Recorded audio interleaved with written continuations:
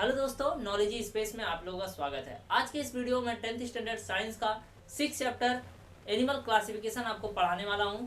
क्योंकि बहुत सारे बच्चों का मेरे पास कमेंट आ रहा था कि सर एनिमल क्लासिफिकेशन जो चैप्टर वो बहुत हार्ड जा रहा है, समझ में नहीं आ रहा है कि इससे कौन से क्वेश्चन पूछे जाएंगे, किस टाइप के पूछे जाएंगे, प्लस ये थोड़ा चैप्टर लेंदी है, इसलिए बच्चों को डिफिकल्ट जा रहा है पढ़ने में।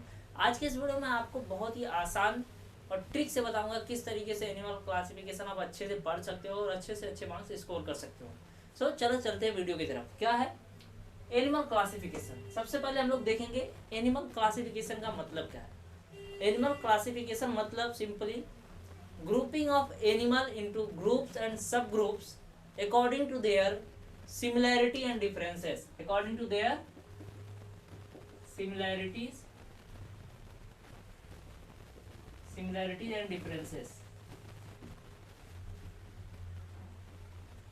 and differences मतलब क्या सिमिलैरिटी है, क्या डिफरेंस है, इस बेसिस पे एनिमल को अलग अलग कैटेगरी में रखना, इसी को कहते हैं एनिमल क्लासिफिकेशन। सिंपली अगर मैं आपको बोलूं, एक एग्जांपल देता हूं। जैसे कि मैं आपको बोला कि जाओ साइंस की बुक रखिए, ठीक है, साइंस की बुक रखी है, उसमें से केमिकल रिएक्शन वाला कोई बुक फाइंड आउट करके लेके आओ, ठीक है। तो साइंस में क्या क्या आता है?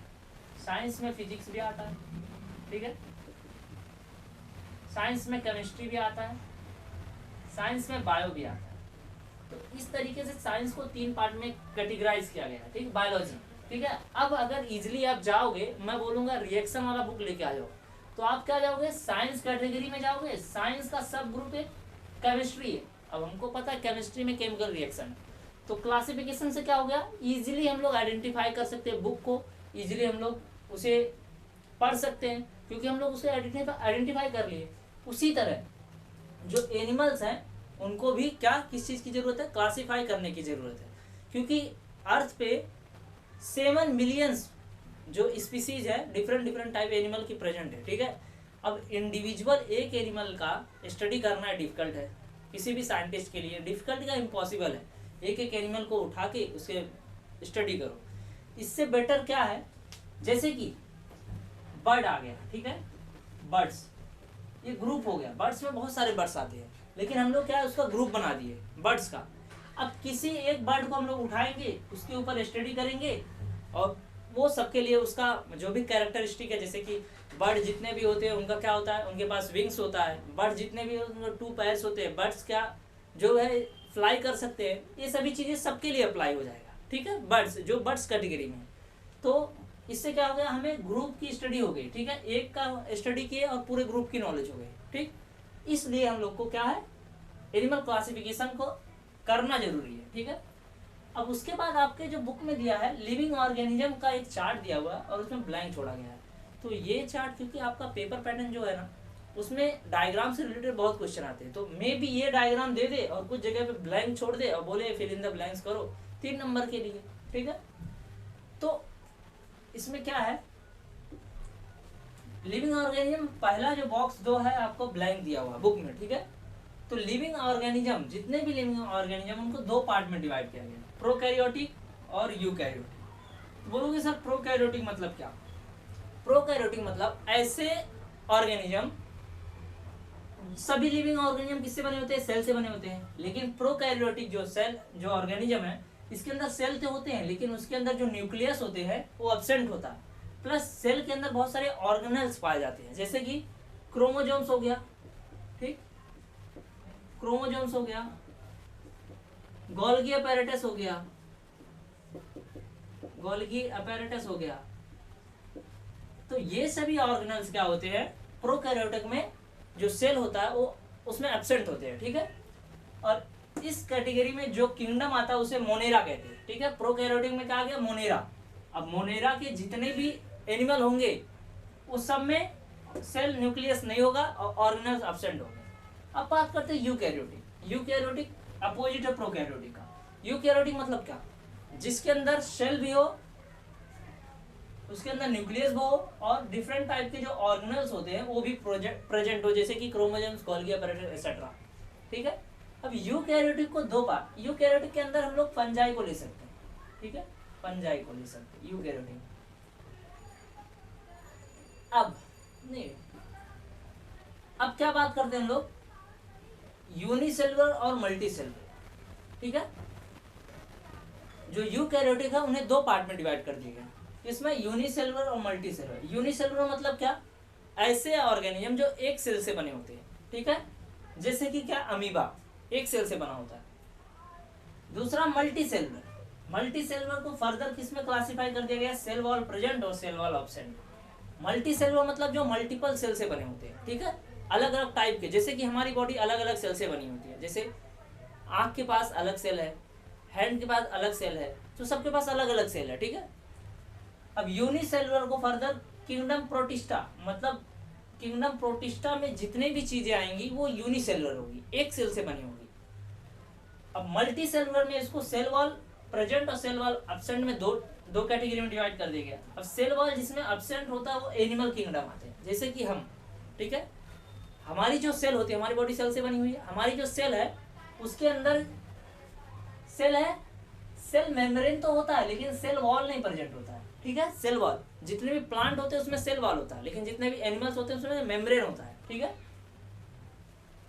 सेल वॉल प्रेजेंट जिसमें प्रेजेंट होते हैं उन्हें फर्दर दो पार्ट में डिवाइड कर दिया गया, ऑटोट्रोफिक एंड हेटेरोट्रोफिक। अब ऑटोट्रोपिक मतलब क्या, ऑटोट्रोपिक ऐसे प्लांट या ऐसे ऑर्गेनिज्म जो कि क्या करे, ऐसे लिविंग थिंग्स जो अपना खाना, अपना फूड स्वयं बना सकते, इटसेल्फ खुद से बना सके। तो क्या होगा, किंगडम प्लांट है, जितने भी प्लांट्स हैं वो अपना फूड अपने आप से बनाते हैं, इटसेल्फ बनाते हैं, ठीक है। तो आप लोग बताओगे प्लांट का वो कौन सा प्रोसेस है जिसके थ्रू वो अपना फूड बनाते हैं, उस जिसके थ्रू वो न्यूट्रिशन लेते हैं, ठीक है। उस प्रोसेस का आप लोग नाम मुझे कमेंट में मेंशन करो। उस प्रोसेस में क्या, सन रे का यूज होता है, ठीक है, उसका आप कमेंट में मेंशन करो मुझे वो कौन सा प्रोसेस है। उसके बाद हेटेरोट्रोपिक, हेटेरोट्रोपिक मतलब जो दूसरे पे डिपेंड हो, ऐसे लिविंग ऑर्गेनिज्म जो दूसरे पे डिपेंड हो। किंगडम इसमें क्या आता है, फंजाई, जो भी फंगाई है वो इस कैटेगरी में आते हैं, ठीक है, फंगाई के। इसका आप लोग स्क्रीनशॉट ले लो, ठीक है। आई होप आपको ये बहुत अच्छे से समझ में आया होगा, ठीक है। अगर इससे रिलेटेड आपको कुछ भी डाउट है तो आप लोग कमेंट में मेंशन करो। अब हम लोग आगे देखेंगे कि किस तरीके से हिस्ट्री हम लोग को पढ़ना है, कौन कौन से साइंटिस्ट आए, उसका बेनिफिट क्या है, ये जो क्लासिफिकेशन किया गया उसका बेनिफिट क्या है, ये एक बहुत इंपॉर्टेंट है। प्लस जो बेनिफिट है एनिमल क्लासिफिकेशन का वो भी बहुत इंपॉर्टेंट होने वाला है, ठीक है। तो उसे आगे मैं पढ़ाऊंगा, ठीक, इसका स्क्रीनशॉट ले लो आप लोग। तो दोस्तों अभी हिस्ट्री के बारे में बात करें, हिस्ट्री ऑफ एनिमल क्लासिफिकेशन मतलब कैसे साइंटिस्ट ने वन बाय वन करके क्लासिफिकेशन करने के लिए पार्टिसिपेशन दिया, कैसे कैसे मतलब अलग अलग साइंटिस्ट आए, अपना अलग अलग मेथड दिया एनिमल को क्लासिफाई करने के लिए, ठीक है। तो सबसे पहले जो साइंटिस्ट आया है जिन्होंने सबसे पहले एनिमल क्लासिफिकेशन स्टार्ट किया, ये एमसीक्यू का क्वेश्चन बन सकता है, ठीक है। सबसे पहले क्लासिफिकेशन किसने स्टार्ट किया, एरिस्टोटल। एरिस्टोटल ने एनिमल का क्लासिफिकेशन सब फर्स्ट टाइम स्टार्ट किया था, ठीक है। तो एरिस्टोटल के साथ साथ में थियोफ्रेस्टस, प्लिनी, जॉन रे, लिनियस, ये सभी आए, ठीक है। और उन्होंने कौन से बेसिस पे इसका क्लासिफिकेशन किया, बॉडी साइज देखा एनिमल का, हैबिट्स देखा उनका क्या आदत है, प्लस वो रहते कहाँ हैं, इसके बेसिस पे हैबिटेट्स, इसके बेसिस पे उसका क्लासिफिकेशन किया। और उनका जो मेथड था एनिमल को क्लासिफाई करने का वो क्या था, आर्टिफिशियल मेथड। उस मेथड का नाम क्या था, आर्टिफिशियल मेथड। तो ये आर्टिफिशियल मेथड आपको एमसीक्यू में पूछ सकता है कि एरिस्टोटल के द्वारा जो क्लासिफिकेशन किया गया था उसको कौन सा मेथड बोलते हैं, तो क्या बोलते हैं, आर्टिफिशियल मेथड। बाद में इनके बाद कौन आया, डॉब्ज, हैंस्की एंड मेयर। डॉब्ज, हैंस्की एंड मेयर ने अगेन क्लासिफिकेशन किया इसका, कैसे, बॉडी ऑर्गेनाइजेशन, उनका बॉडी कैसे दिखता है, बॉडी का ऑर्गेनाइजेशन क्या है, कैसे बना हुआ है, सेल टाइप, वो सेलुलर है कि मल्टी सेलुलर है, क्रोमोजोम्स है या नहीं है, बायोकेमिकल प्रॉपर्टीज उसमें कौन से बायोकेमिकल्स पाए जाते हैं, इस बेसिस पे उसका क्लासिफिकेशन किया, किसका, एनिमल का। और इनके मेथड को क्या नाम दिया गया, नेचुरल सिस्टम ऑफ क्लासिफिकेशन, ठीक है। ये नेचुरल मतलब ये नेचर के द्वारा क्या क्या चीजें इसमें प्रेजेंट है उसके बेसिस पे इन्होंने क्लासिफिकेशन किया था। किसने किया था, डॉब्ज, हैंस्की एंड मेयर ने। अभी जो थर्ड आए थे, सेकंड थर्ड, कॉर्ल वूज, इसके किसके प्रेजेंस में, प्रेजेंस और एब्सेंस ऑफ नोटोकॉड। अब नोटोकॉर्ड क्या है इसके बाद मैं बताऊंगा आपको, इन डिटेल बताऊंगा कि नोटोकॉर्ड क्या है। अभी बेसिक आपको ये समझ जाओ कि जो बैकबोन होती है हमारी ना, उससे नोटोकॉर्ड बोलते हैं, ठीक है। वो बॉडी को सपोर्ट करने का जो एक रॉड लाइक स्ट्रक्चर है हमारे पीछे, उसे नोटोकॉर्ड बोला जाता है, ठीक है। तो एनिमल में नोटोकॉर्ड प्रेजेंट है या नहीं है, इसके बेसिस पे कॉर्ल वुज ने क्लासिफिकेशन किया, और उसको क्या कहते हैं हम लोग, ट्रेडिशनल मेथड कहते हैं। ये पुराना वाला मेथड था, ठीक है, ट्रेडिशनल मेथड, ठीक। इसका स्क्रीनशॉट ले लो आप लोग। आपको ये जो हिस्ट्री है आपके बुक में बहुत लेंदी दिया हुआ है, ठीक है, लेकिन इस तरीके से आप चार्ट फॉर्म में लिखोगे आपको पूरा मार्क्स मिलेगा, प्लस टाइम कम लगेगा, ठीक। स्क्रीनशॉट ले लो। अभी नेक्स्ट हम लोग बात करेंगे कि इस हिस्ट्री ऑफ एनिमल क्लासिफिकेशन का मतलब एनिमल जो क्लासिफिकेशन हुआ उसका बेनिफिट क्या है, ठीक। नेक्स्ट टॉपिक जो आपके बुक में दिया हुआ है वो क्या है, benefit of animal classification. Means जितने अभी तक हम लोगों ने क्या देखा, history of animal classification, means जो भी साइंटिस्ट थे उन्होंने जो एनिमल क्लासिफिकेशन किया उससे क्या बेनिफिट मिला।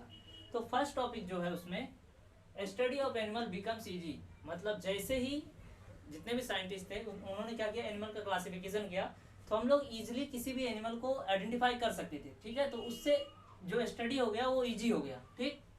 सेकंड जो है, study of few animals help to understand the group.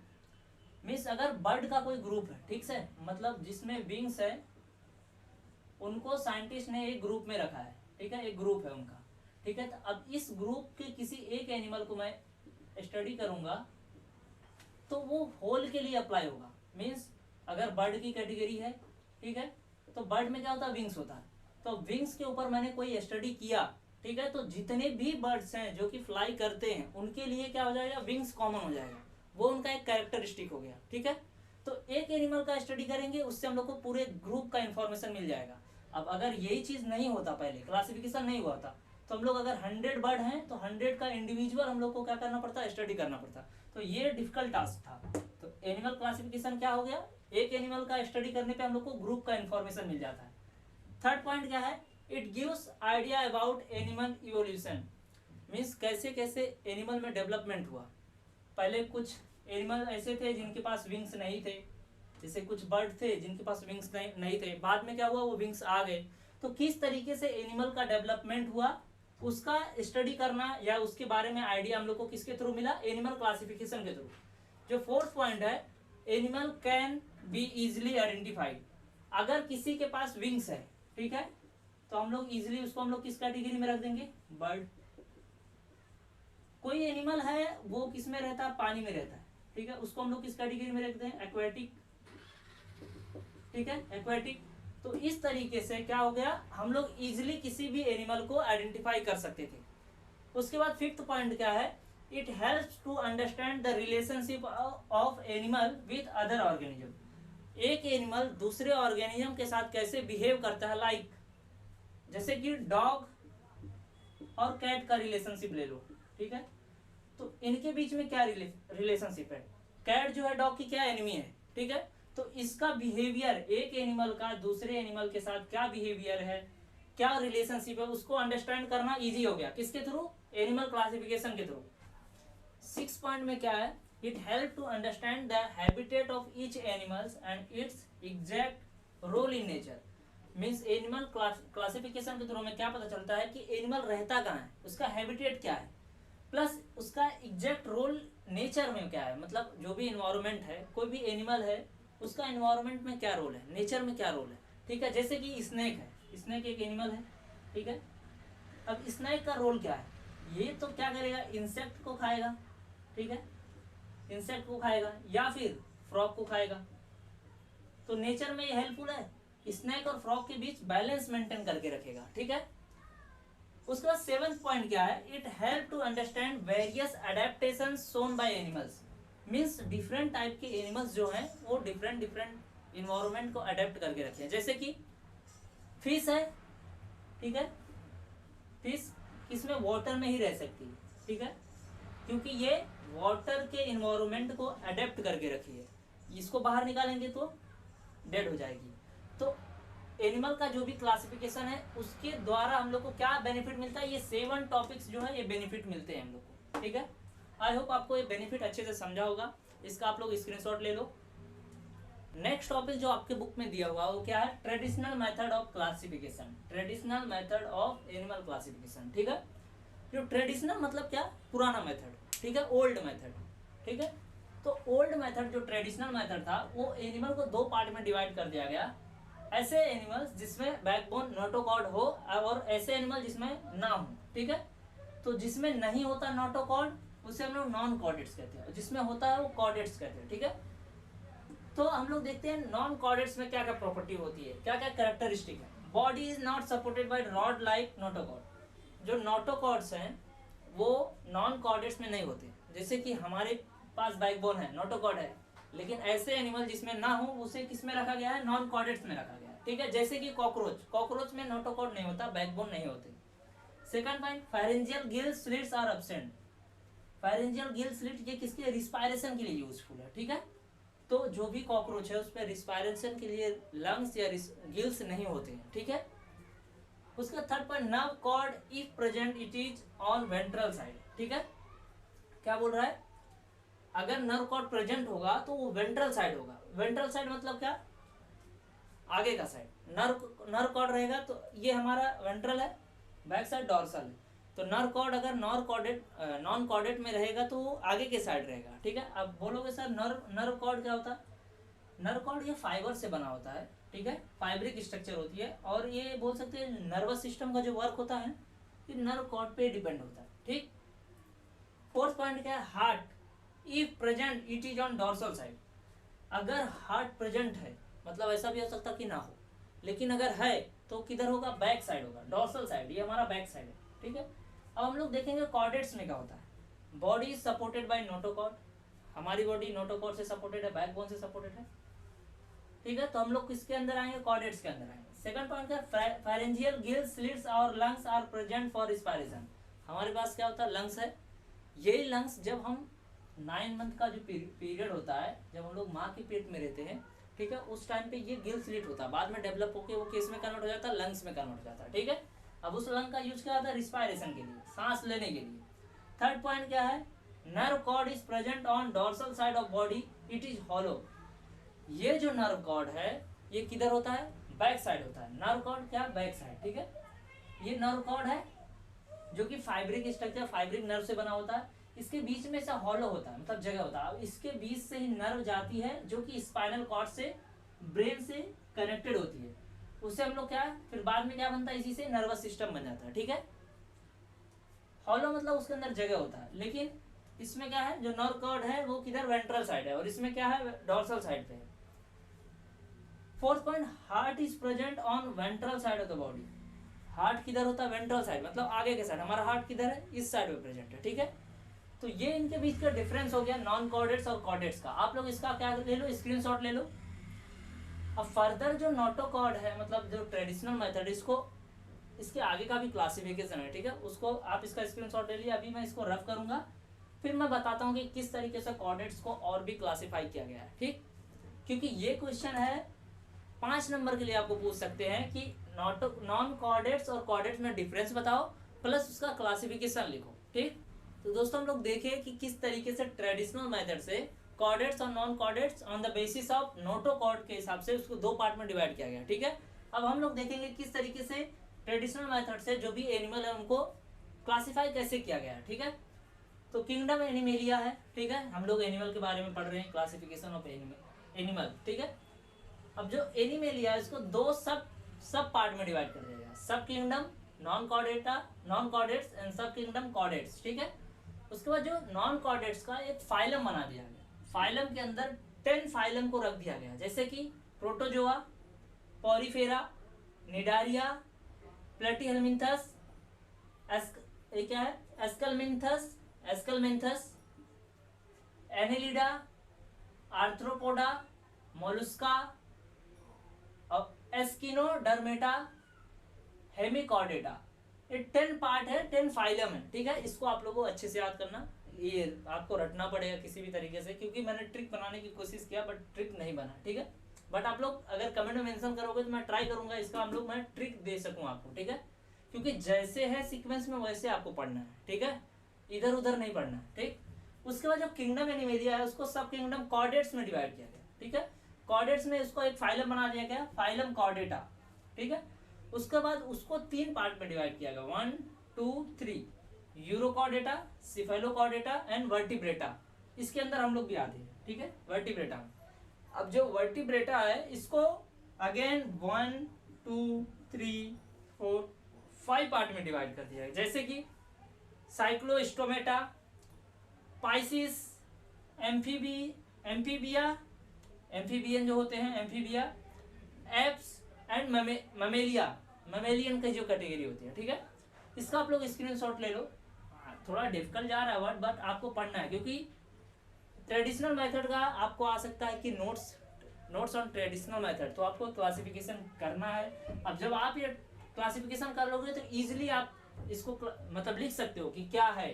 Kingdom animalia को 2 पार्ट में डिवाइड किया गया, अगेन फाइलम को 10 पार्ट में डिवाइड किया गया है, उसके बाद फाइलम कॉर्डेटा को 3 पार्ट में डिवाइड किया गया, देन वर्टिब्रेटा को अगेन 5 पार्ट में डिवाइड किया गया। लिखने में आप तो हिस्ट्री लिख सकते हो, मुझे पता है, ठीक है। तो आई होप आपको जितना भी मैं पढ़ाया हूँ अच्छे से समझ में आया होगा, ठीक। अगर कहीं पर भी कुछ भी डाउट है तो आप लोग कमेंट में मेंशन करो, मैं वो आपको समझाऊंगा, कमेंट का रिप्लाई दूंगा। और ये जो वीडियो अपने दोस्तों में भी शेयर करो, जिससे कि लाइक एंड सब्सक्राइब बढ़ सके, मुझे मोटिवेशन मिल सके और मैं आपके लिए ऐसे ही यूजफुल और ट्रिक में वीडियो ला सकूं। So thank you for watching my video, till then keep smiling, keep sharing. मिलते हैं नेक्स्ट वीडियो में।